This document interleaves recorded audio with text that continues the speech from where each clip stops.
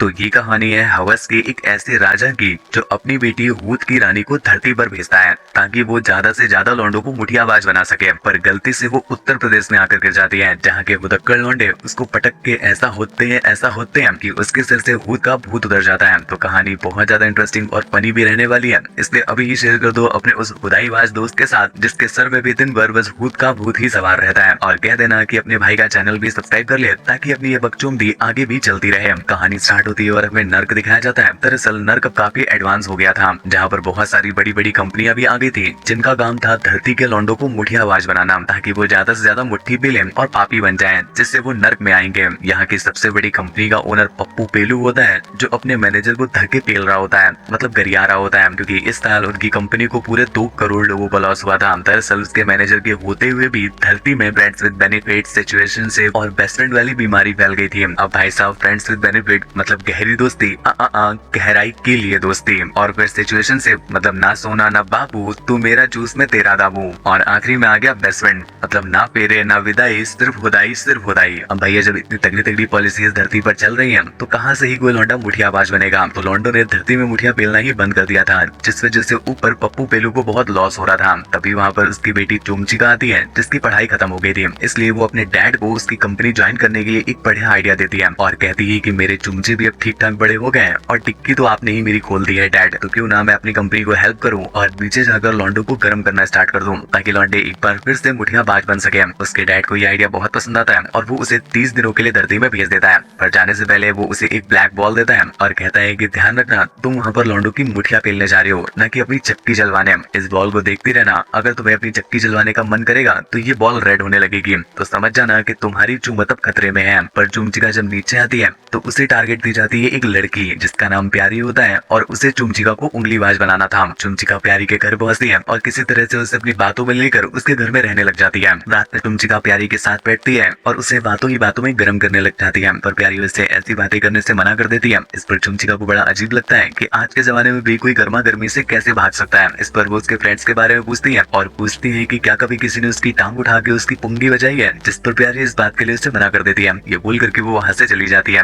इसके बाद चुमचिका उसका कबर्ड चेक करती है जहाँ पर उसे एक लौंडे की फोटो दिखती है, जिसे देखकर उसे समझ में आता है कि प्यारी की पनारी इस लौंडे को देखकर बह सकती है। अगले दिन स्कूल बस में स्कूल का एक महाचादर बहुत लौंडा अपनी प्यारी को परेशान कर रहा होता है। तभी चुमचिका लाइटर से ऐसी आग निकालती है कि उसके सर से लेकर के झामटों तक सारे बाल जला देती है और कहती है कि अगर दोबारा बकचोदी करी तो तेरा लमन खींच के इतना लंबा कर दूंगी कि पलटा के तेरी ही कावड़ में घुस जाएगा। आज स्कूल में प्यारी का टेस्ट होता है और चुमचिका के लिए ये एक बहुत अच्छा मौका था, तो वो अपनी गर्म गुफा के ऊपर टैबलेट रख देती है जिसमें उसे सारे क्वेश्चंस के आंसर लिखे हुए थे और वो प्यारी से कहती है कि अगर तुम मेरे गर्म गोदाम में अपनी उंगली डाल करके उसका रस बाहर निकाल दो तो मैं तुम्हें चीटिंग दे सकती हूँ। पर इस बात के लिए प्यारी उसे मना कर देती है और इस तरह से एक बार फिर से चुमचिका उसे उंगलीबाज बनाते बनाते रह जाती है। तभी चुमचिका की नजर उसी लौंडे पर पड़ती है जो कि प्यारी का क्रश होता है, इसलिए चुमचिका उसके पास जाती है और कहती है कि सुनो कार्लो, ये लो पैसे और तुम प्यारी की मार लो। कार्लो भी पैसे लेकर के प्यारी की मारने को तैयार हो जाता है। तभी चुमचिका सैमुअल को देखती है जो इशारों में उसे बताता है कि उसके पपीते बहुत रसीले हैं। ये बोलकर वो वहाँ से चला जाता है और ये देखकर चुमचिका उसका पीछा करने लगती है, जहाँ पर वो एक कोपचे में उसे पकड़ लेती है और सैमुअल उसे अपनी सिगरेट पिलाता है, जिसे पिलाने के बाद वो उसे अपने साथ कबूतर दिखाने ले जाता है। और जब वो उसे कबूतर दिखा रहा होता है कि तभी वो उसे झुका के अपना कौवा भी दिखा देता है। इतना खतरनाक कौवा देख करके एक पल के लिए चुमचिका भी पागल हो जाती है और वो उस कौवे से प्यार करने लग जाती है। पर तभी उसे अपने डैड की बात ध्यान आती है, इसलिए वो अपनी जान और अपनी दोनों बचाकर वहाँ से भाग जाती है। उधर दूसरी तरफ कार्लो प्यारी के पास आता है और उसे म्यूजिक रिहर्सल करने के लिए पूछता है। अब कार्लो ने पहली बार उससे बात करी थी, ये सोचकर ही प्यारी की कत्ती गीली हो जाती है, तो वो उसे ना घंटा नहीं करने वाली थी। घर आकर के वे सारी बात चुमचिका को बताती है, पर चुमचिका उसे बताती है कि सैमुअल नाम के एक महाचादर मोद लौंडे ने उसे खोल के अपना मंजन करा दिया। इतने में ही उसे उसके डैड का फोन आ जाता है और वो उसे फोन पर ही धर गरियाने लग जाते हैं। नीचे जाने के बाद भी तुम्हारी गवर्नमेंट की गर्मी शांत नहीं हुई, ये बोल करके गुस्से में उसका डैड फोन काट देता है। चुमचिका जब उस बॉल में देखती है तो उस बॉल का कलर बदलने लग जाता है। अगले दिन हम देखते हैं कि वो सैमुअल के साथ बीच किनारे रसिया रही होती है, जिससे एक बार फिर से इन बहन के खोदों का मौसम बन जाता है, जहाँ पर सैमुअल उसे नंगा करके बीच में भगा भगा के पेलता है। और वहीं पर दूसरी तरफ हम प्यारी को देखते हैं जिसे कार्लो ने म्यूजिक रिहर्सल में बुलाया हुआ होता है। पर आज ही इनके म्यूजिक कंपटीशन के लोंगे लग जाते हैं क्योंकि उनकी क्लास की 2 लड़कियों की वीडियो टेलीग्राम पर लीक हो गई थी, जिस वजह से इनके पूरे म्यूजिक बैंड के ही एल लग जाते हैं। रास्ते में लौटते हुए बेचारे कार्लो की झांटियां बाहर हो रही थी, इसलिए बातों ही बातों में प्यारी उससे बोल देती है कि अगर तुम ज्यादा थका हुआ फील कर रहे हो तो मैं तुम्हारा लॉलीपॉप चूज करके तुम्हें खुशी दे सकती हूँ। इस बात के लिए कार्लो से तुरंत हाँ कर देता है, पर जैसे ही होटू का होटो से मिलने मिलन हो पाता। बहन के चूमते प्यारी के पेरेंट्स वहाँ पर आ जाते हैं, जिस वजह से प्यारी का ना तो ऊपर के होठ का मिलन हो पाता है और ना ही नीचे का, और वो चुपचाप अपने पेरेंट्स के साथ घर पर वापस आ जाती है। घर पर प्यारी चुमचिका के सामने अपना रमंडी रोना रोने लग जाती है। ये बताओ, जिंदगी में एक बार तो मुझे लमंड के दर्शन करने को मिले, वहाँ पर भी मेरे पेरेंट्स ने आकर मेरे लोमड़े लगा दिए। कभी कभी तो मुझे लगने लगा है कि शायद मैं रडवी ही मरूंगी। इधर प्यारी का रमंडी रोना खत्म नहीं हो रहा था कि बहन की चुमत उधर चुमचिका भी अपना रमंडी रोना स्टार्ट कर देती है कि मेरी डैड तो बम्बू लेके मेरी गारमेंट में घुसते हैं कि मुझे किसी तरह से यहाँ का टारगेट कंप्लीट करना है। हालांकि प्यारी को नहीं पता होता है कि वो किस टारगेट के लिए आई है, पर वो उससे कहती है कि तुम परेशान मत हो, मैं तुम्हारा टारगेट पूरा करने में तुम्हारी पूरी हेल्प करूंगी, वो भी गारमेंट का जोर लगा के। अगले दिन कार्लो कॉलेज में ही प्यारी को गर्म करने में सफल हो जाता है, जिसके बाद वो उसके साथ चुम्मा चाटी करने जाता है। इतने में ही पीछे से चुमचिका उसे रोक देती है और वो उससे कहती है कि मैं अपनी डील कैंसिल करती हूँ,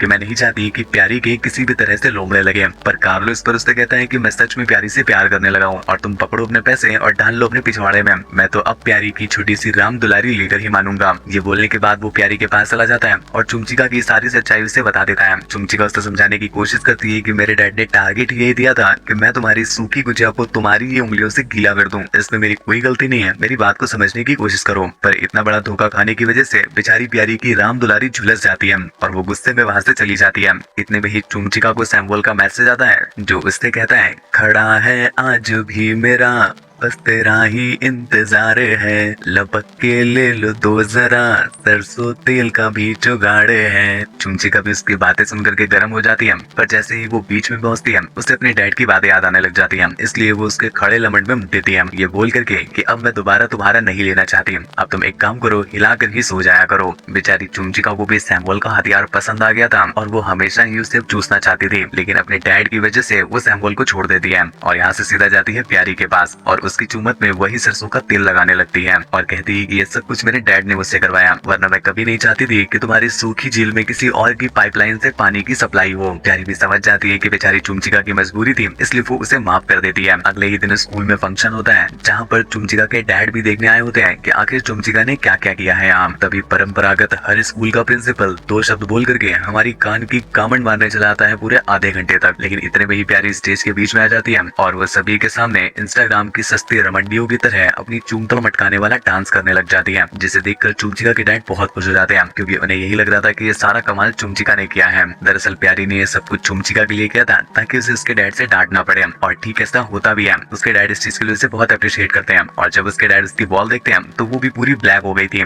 ये देख करके उसके डैड बहुत खुश होते हैं और उसे धरती पर ही छोड़ देते हैं ताकि वो इस काम को और भी आगे बढ़ाए। तभी वहाँ पर प्यारी आ जाती है, जो उसे बताती है कि बॉल कभी ब्लैक हुई ही नहीं थी, दरअसल प्यारी ने उस पर ब्लैक पेंट कर दिया था, जिस वजह से उसके डैड को समझ नहीं आया बहन की चुमत ये नरक का राजा है या लमंड का अंधा है। बताओ, धरती पर रहने वाले कमांडो से कमांडो लोग भी नरक के राजा को चुमतिया बना दे रहे हैं। लेकिन जो भी हो, इसके बाद से तो अपनी चुमचिका की चुमदाई के दरवाजे ही खुल गए थे। वो सीधा सैमुअल के पास जाती है और उसकी पैंट के उसका अपने मुंह में लेने लगती है, क्योंकि सैमुअल उससे नाराज था और यही एक तरीका था जिससे वो उसे मना सकती थी। फाइनली इसके बाद सैमुअल भी मान जाता है, जिसके साथ ही ये कहानी